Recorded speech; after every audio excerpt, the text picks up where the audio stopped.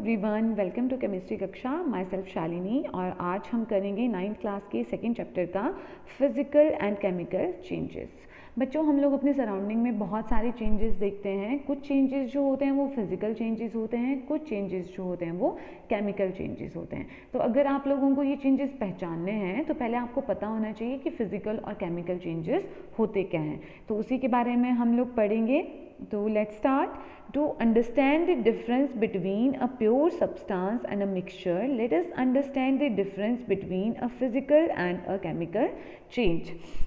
हमें pure substance और mixture के बीच में डिफरेंस जानने के लिए हमें सबसे पहले पता होना चाहिए केमिकल एंड फिजिकल चेंजेस के बारे में। In the previous chapter we have learned about a few physical properties of matter. हमने जो लास्ट चैप्टर था हमारा फर्स्ट चैप्टर, उसमें हमने मैटर के बारे में, मैटर की डिफरेंट फिजिकल प्रॉपर्टीज़ के बारे में पढ़ा था। The properties that can be observed and specified like colour, hardness, rigidity, fluidity, density, melting point, boiling point etcetera are the physical properties. ऐसी प्रॉपर्टीज़ हमने लास्ट चैप्टर में पढ़ा था कि ऐसी प्रॉपर्टीज़ जिनको हम ऑब्जर्व कर सकते हैं, ठीक है, जैसे हमारे कलर हो गया, हार्डनेस हो गया, फ्लूइडिटी हो गया, ये सारी चीज़ें हम लोग क्या कर सकते हैं, ऑब्जर्व कर सकते हैं। तो ऐसी प्रॉपर्टीज़ जो होती हैं वो होती हैं physical properties. The interconversion of a state is a physical change because these changes occur without a change in composition and no change in the chemical nature of the substance. जो inter conversion होता है state का, जिसमें क्या होता है, कोई states जो हैं, मैटर की डिफरेंट स्टेट्स जो हैं वो इंटर कन्वर्ट हो रही हैं, जैसे सॉलिड से लिक्विड में या फिर लिक्विड से सॉलिड में चेंज हो जा रही हैं। तो इन चेंजेस को या इस इंटर कन्वर्जन ऑफ स्टेट्स को हम बोलते हैं फिजिकल चेंज, क्योंकि वहाँ पे सिर्फ फिजिकल चेंज हो रहा है, सॉलिड से लिक्विड में और लिक्विड से सॉलिड में चेंज हो रहा है, ठीक है। उसमें कोई कंपोजिशन जो है वो चेंज नहीं हो रही है, कोई केमिकल नेचर जो है सब्सटेंस का वो चेंज नहीं हो रहा है। तो उस चेंज को हम बोलेंगे फिजिकल चेंज।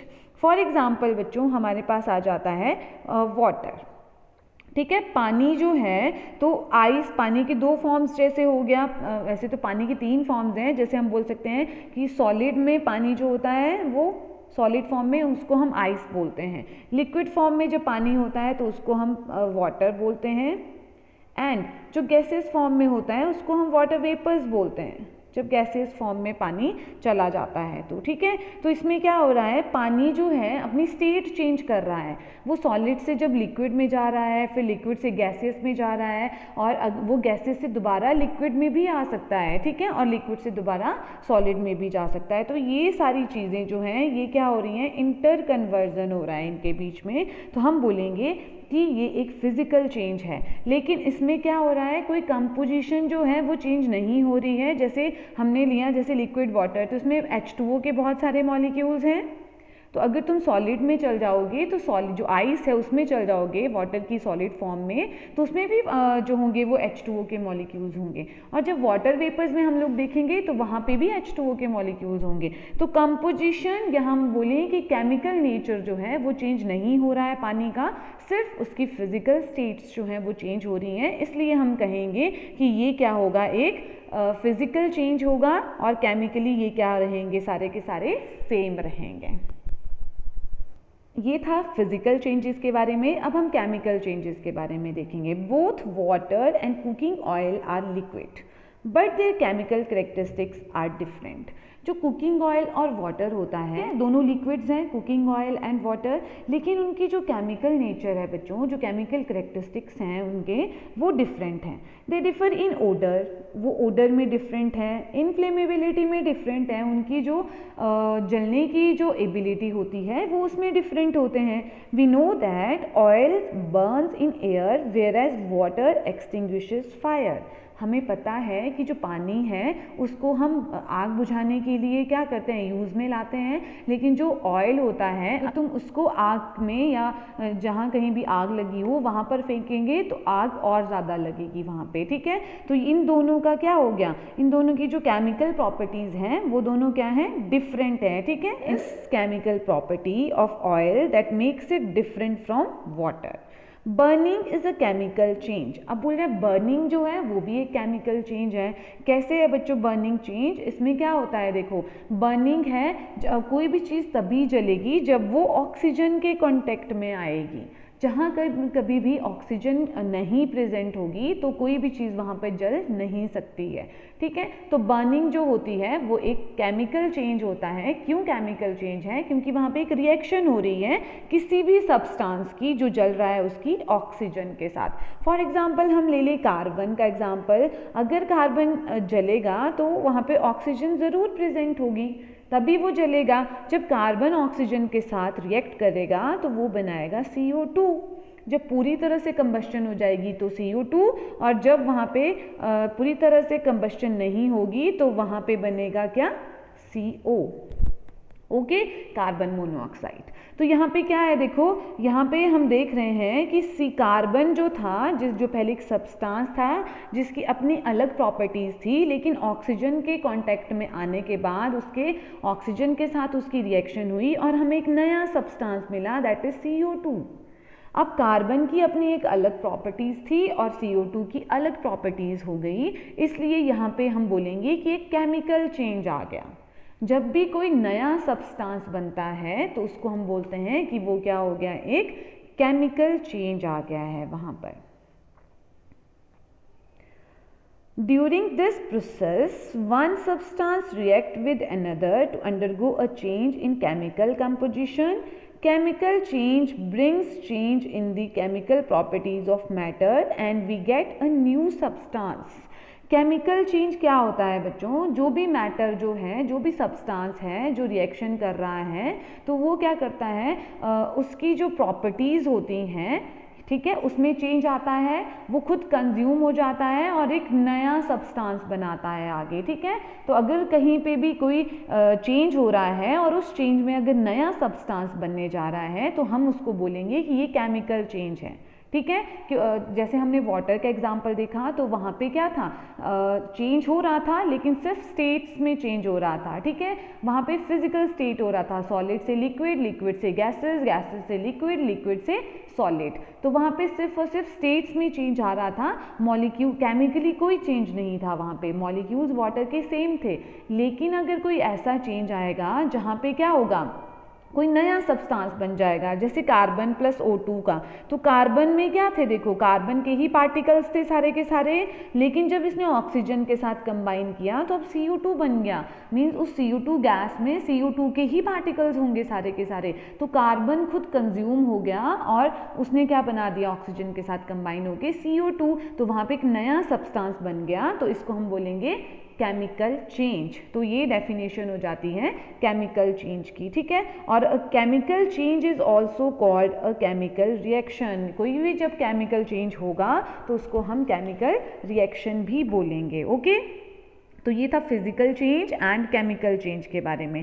नेक्स्ट है during burning of a candle both physical and chemical changes takes place. Can you distinguish these? जब कैंडल बर्न होती है तब उसमें दोनों चेंजेस देखे जाते हैं, फिजिकल चेंजेस भी और केमिकल चेंजेस भी। तो ऐसा क्यों होता है, तो ये भी मैं आपको समझाती हूँ। देखो बच्चों, हमने यहाँ पे कैंडल बना दी, ये कैंडल बनाने जा रही हूँ मैं, ये हो गया ऐसे, और ये इसका थ्रेड है और यहाँ पे इसकी फ्लेम है, ये हो गया कैंडल। तो यहाँ पे क्या होता है बच्चों, देखो ये जो वैक्स है, जो कैंडल होती है वो वैक्स से ही बनी होती है। तो वैक्स जो होती है वो लिक्विड फॉर्म में जमा हो जाती है फ्लेम के बिल्कुल नीचे, यहाँ पे। ठीक है, फ्लेम के बिल्कुल नीचे वैक्स जमा हो जाती है, सबने देखा होगा। तो जब ये जो वैक्स होती है ये इसे फ्लेम से होके नीचे गिरती है, ठीक है, तो ये सॉलिड फॉर्म में कन्वर्ट हो जाती है। यहाँ पे ये होगी लिक्विड फॉर्म में, लेकिन जब यहाँ से थ्रू होके नीचे गिरती है, है ना, नीचे जो भी सरफेस होगा उसके ऊपर गिरेगी, या फिर इसी जो कैंडल है उसकी वैक्स के साथ जो नीचे सॉलिड फॉर्म है इसके साथ भी रहेगी, तो ये फिर से दोबारा से सॉलिड में कन्वर्ट हो जाएगी। तो यहाँ पे क्या हो रहा है, जो वैक्स था, ठीक है, सॉलिड फॉर्म में, वो वैक्स जो है वो कन्वर्ट हो रही है पहले लिक्विड फॉर्म में, फिर लिक्विड से दोबारा कन्वर्ट हो जा रही है सॉलिड फॉर्म में। ठीक है। तो यहाँ पे हम बोलेंगे कि वैक्स जो है उसकी फिजिकल स्टेट चेंज हो रही है, यहाँ कोई नया सब्सटेंस नहीं बन रहा है, सिर्फ जो वैक्स थी वो क्या पहले सॉलिड, यहाँ पे ये सॉलिड थी पहले, फिर जब फ्लेम जली तो ये लिक्विड में चेंज हो गई, और उसके बाद जब ये जैसे ही नीचे की तरफ बह रही है या नीचे की तरफ गिर रही है तो वो दोबारा से सॉलिड में चेंज हो जा रही है। तो यहाँ पे हम क्या कहेंगे कि ये जो है एक बर्निंग ऑफ कैंडल जो है वो एक फिजिकल चेंज है। ठीक है।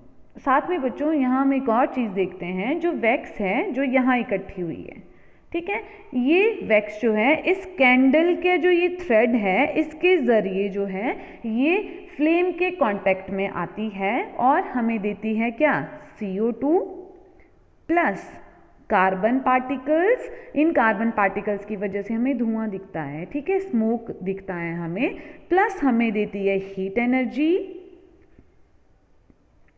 प्लस हमें देती है बच्चों लाइट एनर्जी। ठीक है, ये हुआ जब जो कैंडल यहाँ पे इकट्ठी हुई है, ये इसमें से कुछ पार्ट जो है ये क्या, इस जो थ्रेड दिख रहा है आप लोगों को, इसके ज़रिए फ्लेम के कांटेक्ट में आती है।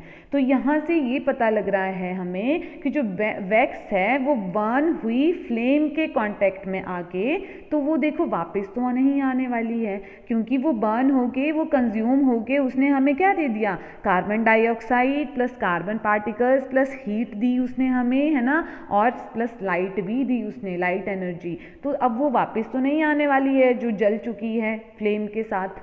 ठीक है, तो यहाँ पे और एक नया सब्सटेंस भी बन गया। देखो वैक्स से हमें CO2 कार्बन मिला, तो ये नए सब्सटेंसेस मिले हमें। तो हम बोलेंगे यहाँ पे कि जो बर्निंग ऑफ कैंडल है वो केमिकल चेंज है।